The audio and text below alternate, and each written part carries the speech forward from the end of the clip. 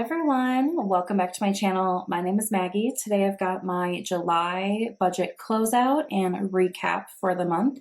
So today I will be sharing with you my budgeted versus actual, and then I will also move into some different trackers that I use to kind of track my progress and color some of those in. So I will leave timestamps down below of the different sections. If there's certain things that you're more interested in seeing than others, you can feel free to skip around then. So that'll be in the description box, but let's go ahead and dive in. Let's start with the paycheck report, and it is raining outside. So if you hear pitter patter, it's just the calming rain, maybe a little bit of thunder, we'll see. It's needed. It's very hot and humid, so hopefully this will help pull it out of the air.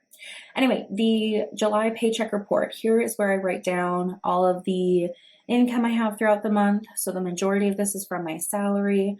I am a month ahead, so my 2 checks from June I actually used in July, so that's why those have a June date. Everything else in here came to me throughout the month. So I have my interest from Capital One. This is where all my sinking funds are.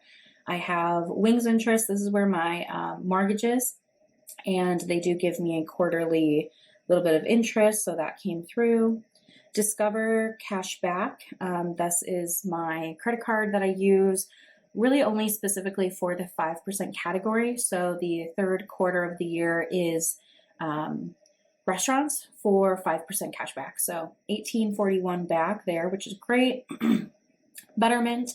These are dividends that I reinvest back into the accounts, but do like to document them.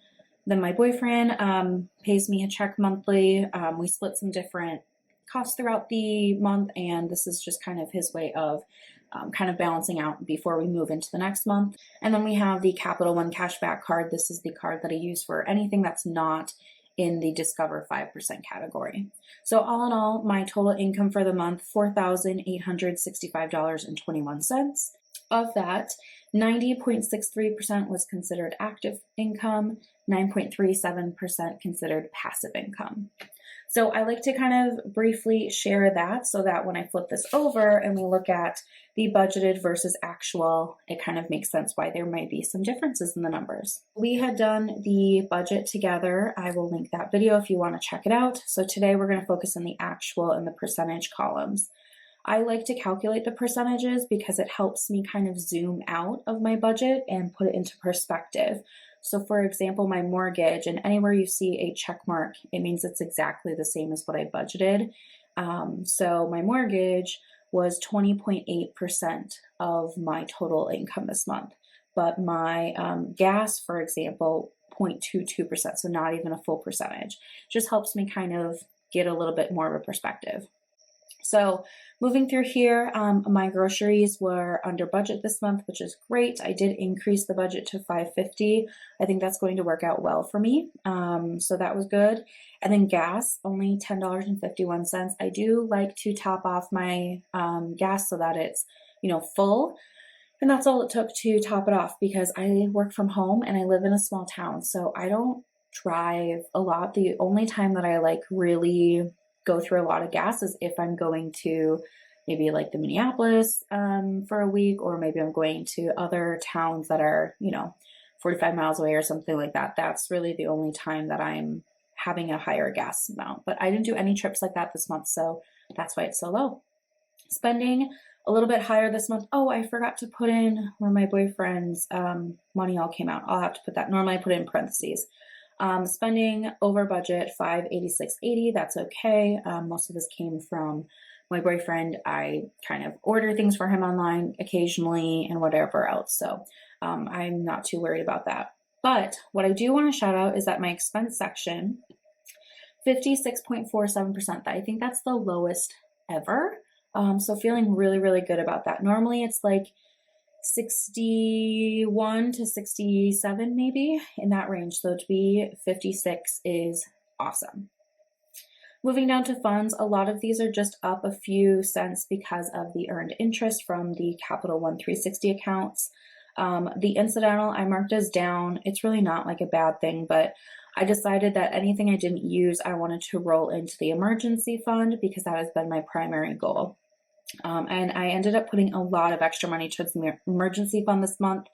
$1249.75, 25.69% of my total budget went to my emergency fund. And all in all, 40.84% went to these sinking funds.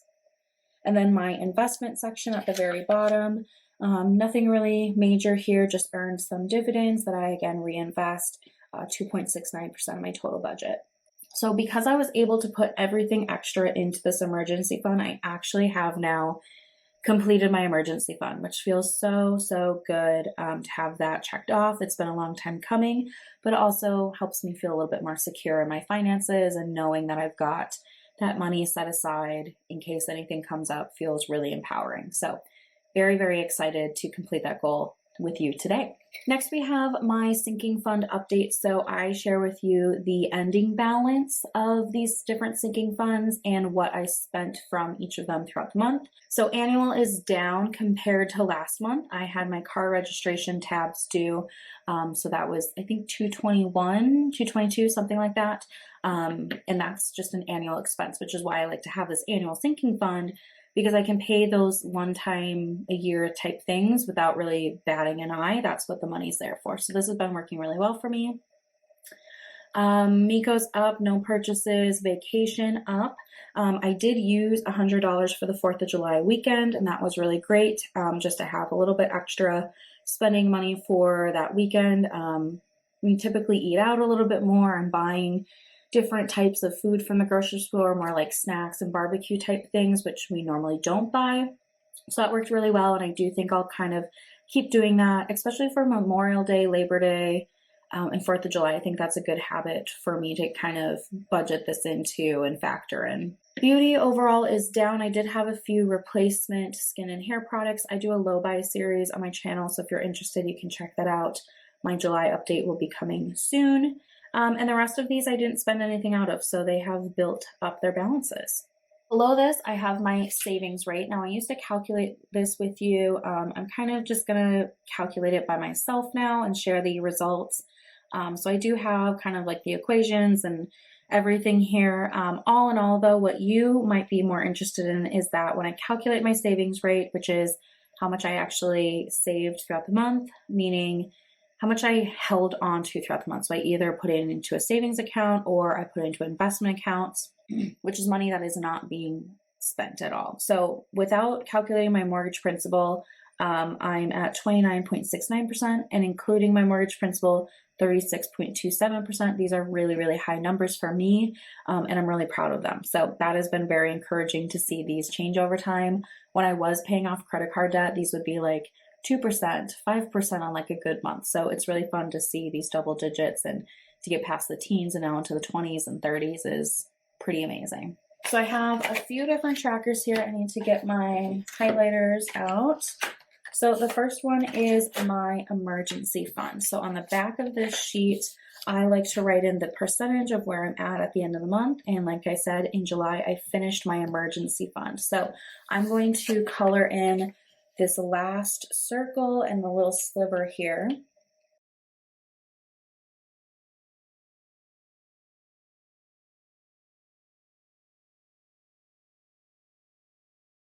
This feels really good to fill all this in. I don't know if I'll keep this forever and always, but I definitely will keep it through the end of the year. It's a good kind of accomplishment, and it's been nice to have a tracker that I fill in monthly and get to see the progress along the way. So this will probably be the last time you see this tracker in one of my recap videos. Now that it is completed, I'm very proud of that. Next is Margaret's money. So I am working on some retirement savings goals. And I call this Margaret's money because I had heard somebody else, I can link her, Alicia, I can link her Instagram down below. She gave me the idea that if you personify your future self, it helps you, I don't know, it helps kind of mentally want to put more money into retirement. So my actual name is Margaret, but I go by Maggie because I feel like Margaret is too old of a name for me right now. But that's why I'm calling my future self Margaret. And it just helps me kind of keep in mind that Margaret's going to need money in the future. So I need to put money away for her now. So my goal is to put 15% of my gross salary into retirement this year. And for July, I was able to put $797.50. So my new total is for the year to date, $4,952.50. I've got just under $7,000 to go. But being that my emergency fund is now completed, my next move is going to be putting any extra money into my Roth IRA. So this number, I don't know if I'll hit it or not, but I should be able to catch up and make some more progress. Now at the bottom of the sheet, I do have a little bit of a tracker here. So I marked it and we're just gonna color this in.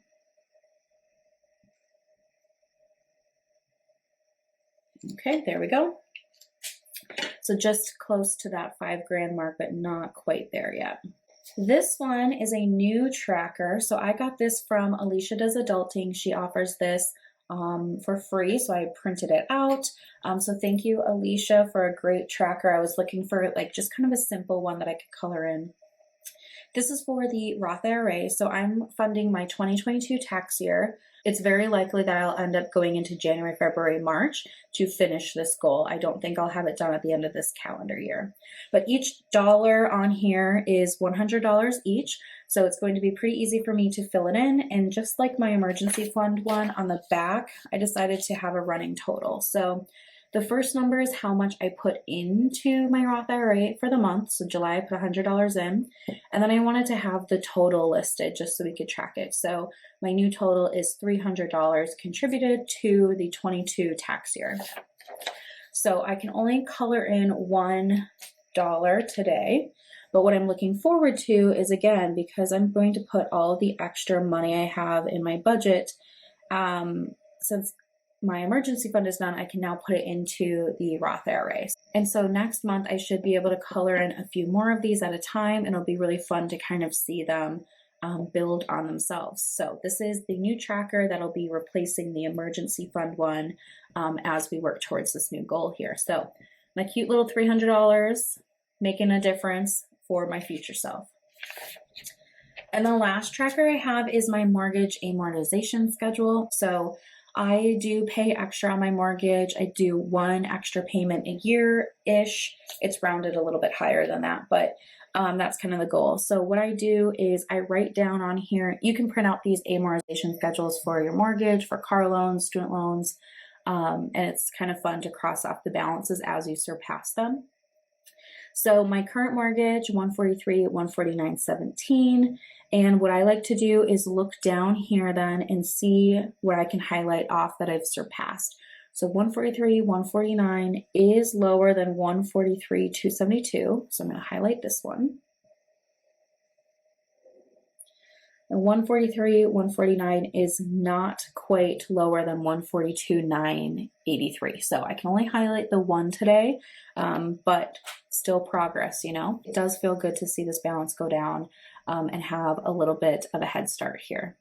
So that is the last tracker today. So now to bring it all home, I have some reflections for the month as well as my July goals. So I accomplished all 4 of my July goals: complete the emergency fund, expenses below 65%, pay my car tabs, and prioritize leftovers in the fridge. All of those happened, which is really great. I think this is the first month that I've actually done all of the ones that I set, so feeling good there. Reflections kind of match here. Positives, yeah, super low expense month, completed that emergency fund, and having the annual sinking fund ready to go for the car registration tabs was really, really great for me. And I also spent some time reviewing my annual financial goals. I did a Q2 wrap-up video that I can share here. And that was really nice to just kind of look through the list and see where I'm at and shift priorities, or, you know, make a plan to try to achieve those goals. Reflection that was a little bit negative. I ended up getting COVID in July, so it's not necessarily a bad thing for my budget, but I did want to mark it is that I stayed home quite a bit. I was not eating out or like going out like I normally do with friends because I was sick. So that definitely influenced my spending money and the groceries and all of that, because I was under the weather. But I wanted to mark it because if I come back and review this maybe a year from now, I can, oh yeah, that's the time I had COVID and here's how it impacted my budget. Okay, let's talk about some August goals. So I did just post my August budget video. I will link that if you are interested. So number one, send $600 to the Roth IRA. I don't have $600 budgeted, so that would be $29.60 more than what I budgeted. I think that's a good kind of achievable goal. Expenses below 61%. That is a stretch goal, but being that I just did 56, we will see how I do. Stay in my budget for gifts. I have 3 birthdays between August and the very beginning of September, so I want to stay within the individual budgets that I had set. So each person has their own set amount, and that's something that I need to keep on the forefront of my mind. Cash flow massage to celebrate. My boyfriend and I are doing a couples massage. I'm paying for it because it's his birthday, so I will pay out of his birthday budget, and then I'm cash flowing my massage. And this is just to celebrate his birthday, but also that I finished my emergency fund. I am reading The Millionaire Next Door. I've been slowly reading it here and there, but I do want to finish it. So that is going to be a goal of mine. And then this last one, have spare cash at the end of the month. So you guys know that I typically don't carry cash. This summer I started to pull out $80 a month in cash just to have in my wallet, and it's come in handy a number of times. So I'm going to keep doing that. I do 40 from my spending budget and 40 from my grocery budget.